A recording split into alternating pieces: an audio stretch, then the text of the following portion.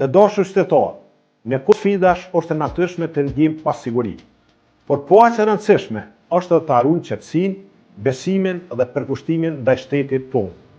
Mbrëm u përballëm me një zhvillim që ngriti shqetësime, por përgjigjja jonë ishte e qartë, e vendosur dhe pa kompromis. Për këtë arsye, e falenderoj secilin prej jush. Qytetarë të nderuar, ka kaluar më shumë se një vit nga zgjedhjet e 9 shkurtit 2025. Një periudhë gjatë pritje e shoqëruar me vonesa dhe paqërtësi që nuk i shërbyen askund.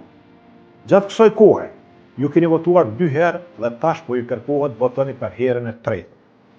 Jo si rezultat i vullnetit tuaj, po për shkak vendimeve të gabuara politike të kësaj qeverie.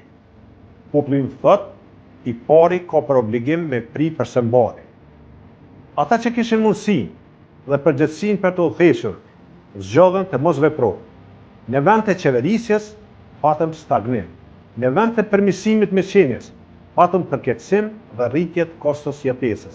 Në vend të zhvillimit, patëm bllokadë. Ky është realiteti që po jetojmë. Secili prej jush meriton më shumë, paga më të mira, pensione dhe jetë më të mirë për të gjithë.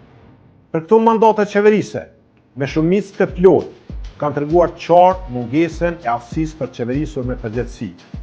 Jo stabiliteti politik, ka kosto reale dhe e kosto bie mbi ju, mbi qytetarët tonë. Por sot kemi më shumë qartësi se kur më parë. E dim se çfarë nuk ka funksionuar. Dhe kjo ju jep mundësinë edhe juve për zgjedhur ndryshe. Kjo është një mundësi për të thënë mjaft politikës së bllokadës, përçarjes dhe papërgjegjësisë. Ka ardhur koha ta rikthejmë besimin dhe krenarinë në shtetin tonë, sepse ju meritoni më shumë se so krizat që i ka ofruar kjo qeveri.